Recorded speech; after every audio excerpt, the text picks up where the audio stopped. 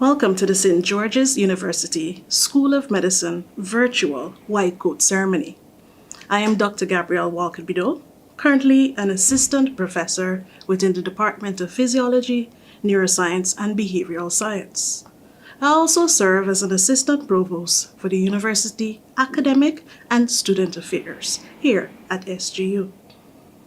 I like to think of myself as a medical doctor by profession and a medical educator by vocation. Although my medical qualifications were earned in Guyana, I can proudly share the sentiment of being an SGU grad because I completed not only my postgraduate studies in medical education here, but also my master's in business administration with a focus on health sector administration. On that note, congratulations on joining this amazing family. I remember my very own white coat experience. Almost 20 years ago, I felt a sense of pride to be able to wear the most recognizable symbol, which says, "I am a scientist." This moment is a big deal.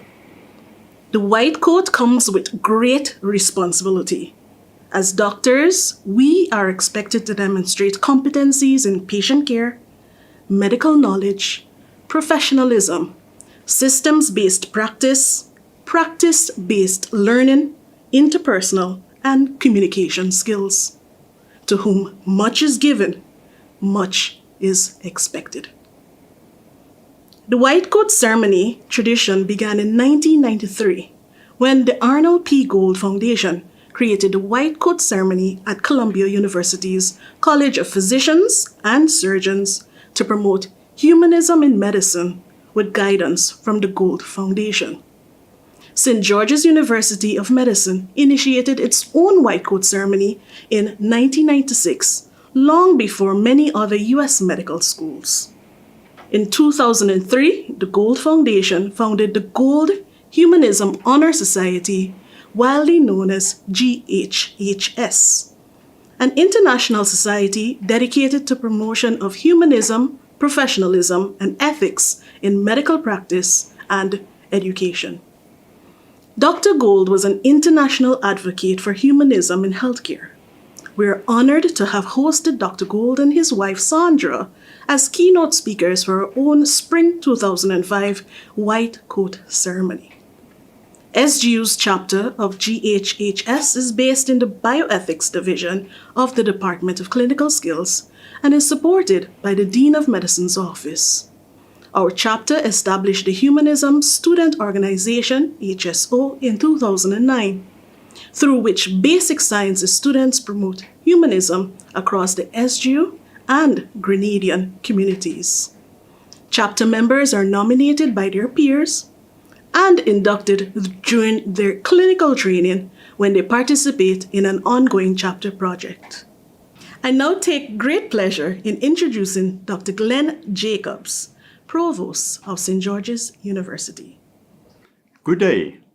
I'm Dr. Glenn Jacobs, Provost of St. George's University, and I'm delighted that you could join us at this virtual white coat ceremony. I want to start by expressing how grateful I am to celebrate this momentous occasion in your lives. I'm proud of how you continue to adapt to the various changes due to the ongoing COVID-19 pandemic. Although these experiences may be challenging at times, it will contribute to your resilience as a person, which will help you navigate life as you grow personally and professionally throughout your time at SGU and thereafter. We remain dedicated to supporting you as you start your journey in the School of Medicine. I'm looking forward to the day when all of you will be back on campus, and I trust that that will be in the near future. But for now, focus on how this pledge of commitment to your chosen lifelong profession brings you together as future physicians. It is now my pleasure to introduce Dr. Marius Lucas, Dean, School of Medicine, St. George's University. Welcome and congratulations for your acceptance at St. George's University. I'm Dr. Marius Lucas and I'm the Dean of School of Medicine. The faculty and I in Grenada are looking forward to your arrival in August. Let's reflect on few of the principles of the oath you will affirm upon graduation from this institution, but also the professionalism commitment during your white coat ceremony. At the heart of the oath and professionalism commitment is to treat the sick to the best of your ability, to preserve patient privacy, and to safeguard life. It is also close to mind the responsibility to share your wisdom with others. I recognize that in entering the field of medicine, you will join a community where the team is of utmost importance to success as compared to individual effort. To this end, you must strive for excellence in your pursuit of knowledge. As you wear these white coats, you will pledge an oath of professionalism and service. While these values are under attack, they are a necessary requirement in medical practice. Professionalism is a commitment to integrity, altruism, competence, and ethics in the service of others. As a physician, you must constantly balance the needs of your patients, and all of us, we must endeavor to honor the sacred trust and privilege that the society places in medical professionals, cognizant that the standard is an idea that we must continuously aim to achieve. I welcome you to the noble profession of medicine. It is now my pleasure to introduce you to the Senior Associate Dean of Basic Sciences, Dr. Mark Kluntz. I'd like to welcome the students, their families and supporters, and the faculty of St. George's University School of Medicine. It's my pleasure to join you again, this time virtually, in this white coat ceremony. I had the pleasure of meeting you all already here in Grenada or online during Orientation Week, so most of you know that I am Mark Kluntz, the Senior Associate Dean of Basic Sciences here in Grenada. Orientation Week is always a joy to participate in, to welcome you to Grenada and St. George's University, and to share your first days in Grenada as you experience the excitement and trepidation of the transition to your new life and to the start of your MD training with St. George's University.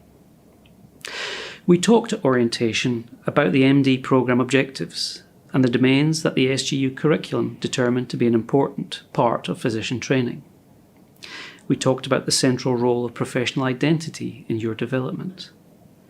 The white coat ceremony is a clear and outward signal of that professional identity and its commitment. It's an important milestone in signalling to your peers, faculty, and to your friends and family that you have now started on a pathway to a new career. A career where professional identity is central to your role with patients and your peers, and a requirement as a member of a defined community of professional healers. It's now my pleasure to introduce our keynote speaker, Dr. G. Richard Olds. Dr. Olds has been an educator, physician, and administrator during his distinguished career spanning more than 30 years.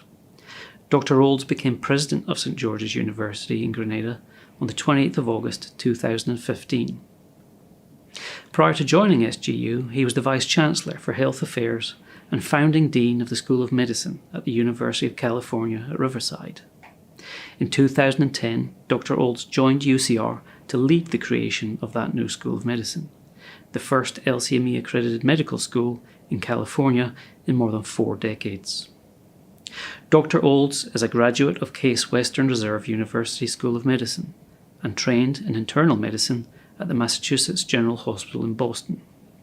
He was an infectious disease fellow and one of the nation's first geographic medicine fellows at University Hospitals of Cleveland, where he also served as medical chief resident and faculty member. He served as a full professor of medicine, pediatrics, molecular cell and developmental biology at Brown University. He was professor and chairman of medicine at the Metro Health campus of Case Western Reserve.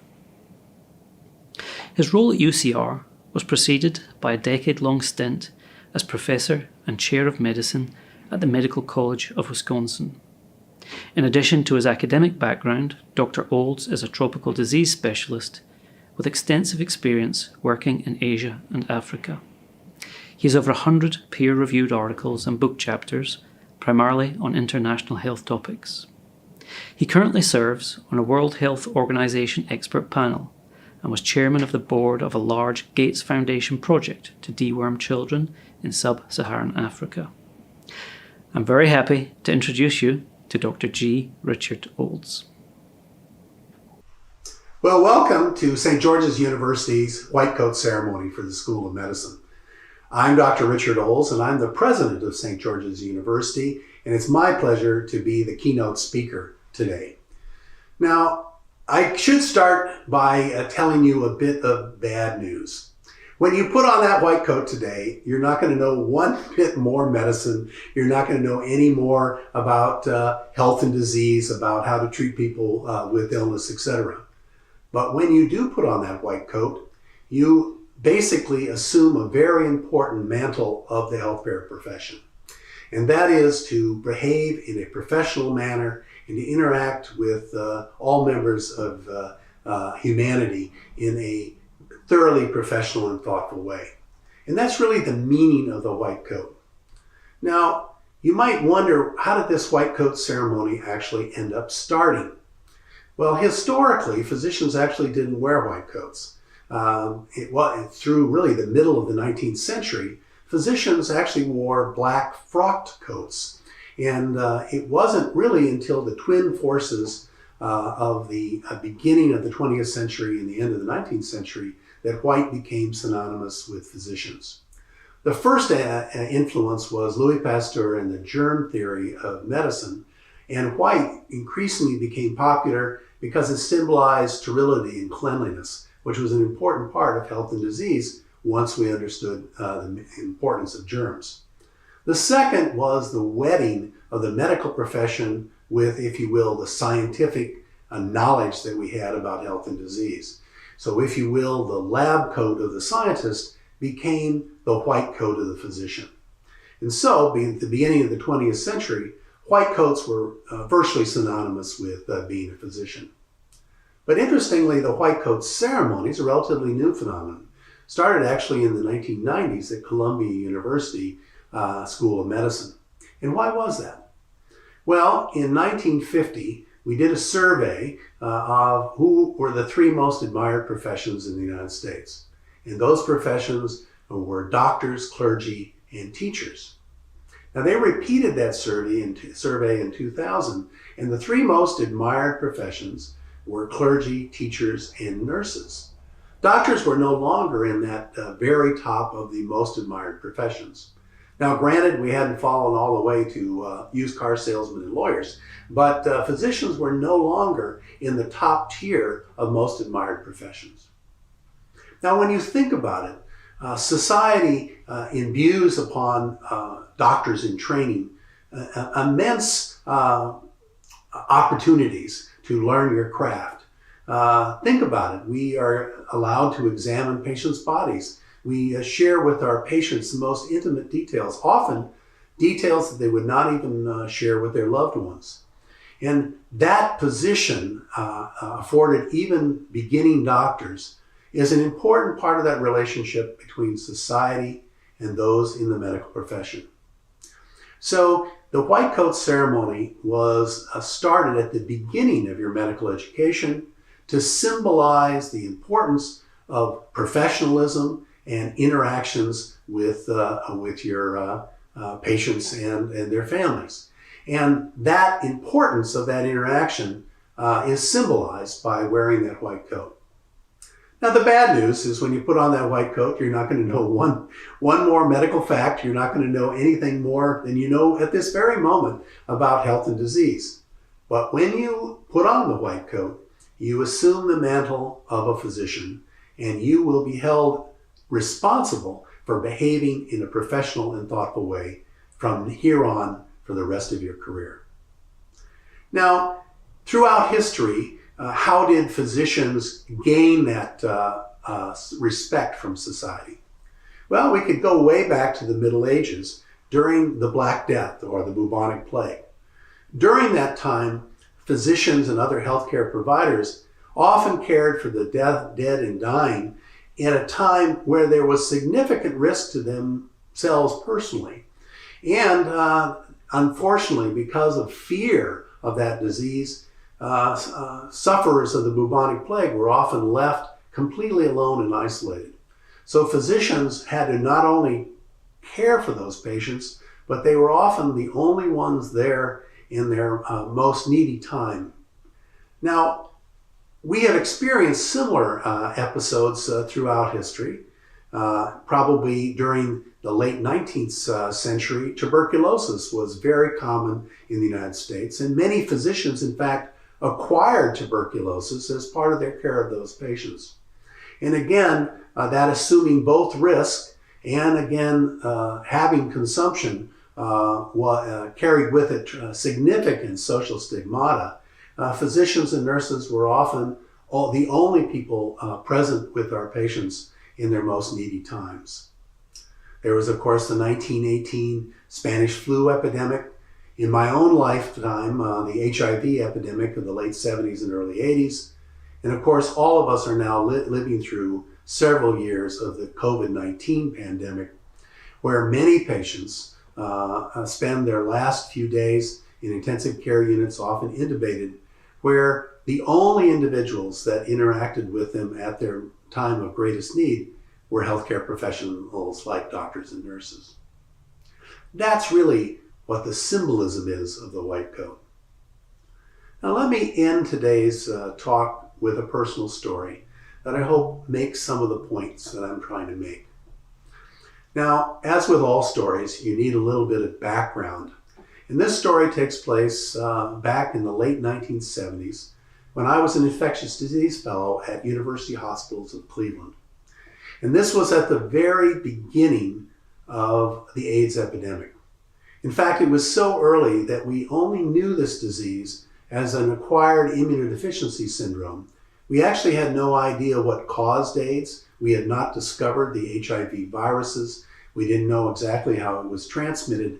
And there was a tremendous amount of fear, not only among the general population, but even among healthcare professionals. Young men would often come in with AIDS. The risk factors were an odd group of hemophiliacs that got concentrate from units of blood. Those had recently had blood transfusions. Those that men that had sex with men, and those that were intravenous drug abusers. And among that group, there was a tremendous stigmata for those that actually had AIDS.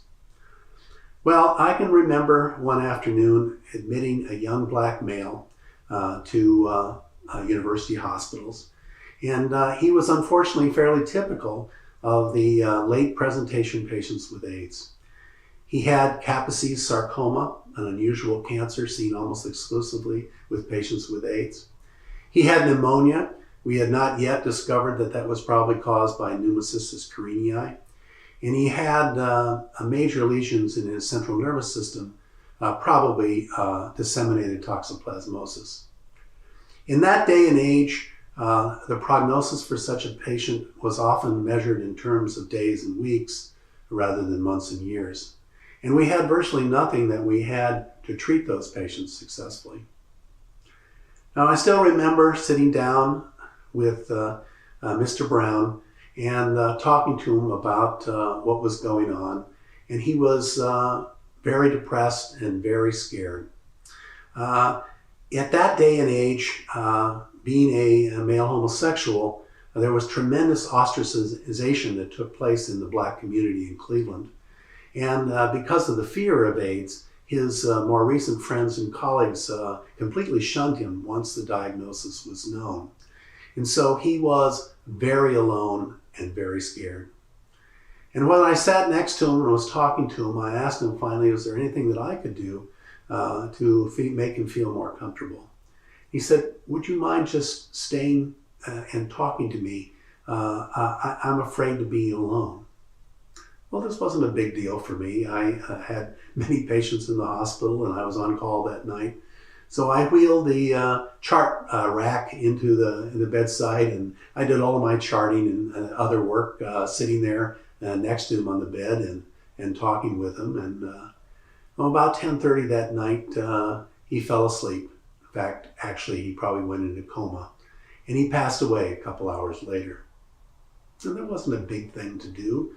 I had to be there anyway. But Ultimately, he needed to have somebody with him. He didn't want to die alone. And if there wasn't anyone else that could play that role, it had to be me. And that's the meaning of wearing that white coat. Now, I'm sure all of your family and friends are very proud of you today, and it's with great excitement that you put on that white coat. But when you put it on, remember that it signifies what's really most important among physicians. Your faculty will teach you all about health and disease, how to diagnose disease, how to treat it, etc. But it's your patients that will teach you how to be a better doctor. Listen to them. That's the message of the white coat, and welcome to the noble profession of medicine. Thank you and God bless. Thank you, Dr. Olds, for those inspiring words. I would now like to introduce our white coat recipients. The white coat serves as a symbol of your entry to the profession and your commitment to uphold the duties and trust associated with medicine and medical training.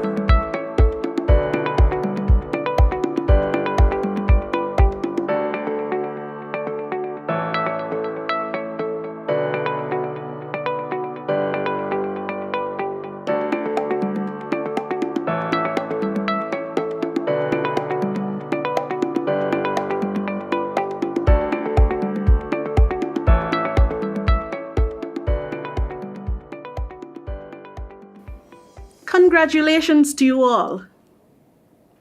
I would now like to lead our white coat recipients in reciting the professional commitment.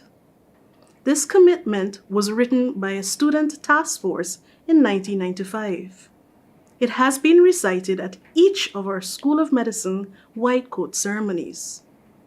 I also welcome any physicians viewing along to join in. Today is the beginning of my medical education and training as a physician. I acknowledge my responsibility to continue the pursuit of knowledge and understanding until that day when I will cease to be a practicing physician. I am entering training for a noble profession in which my interests must always be subservient to those who may seek my assistance.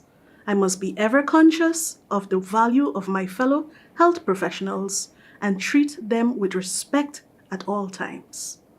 My classmates at St. George's University are now my colleagues, and I owe to them the same support and encouragement to achieve their goals as I hope to receive from them. I will work alongside my colleagues and professors with tolerance, compassion, and honesty.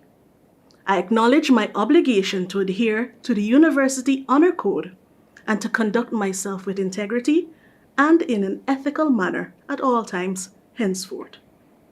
I shall do all within my power to show in myself an example of all that is honorable and good throughout my medical career.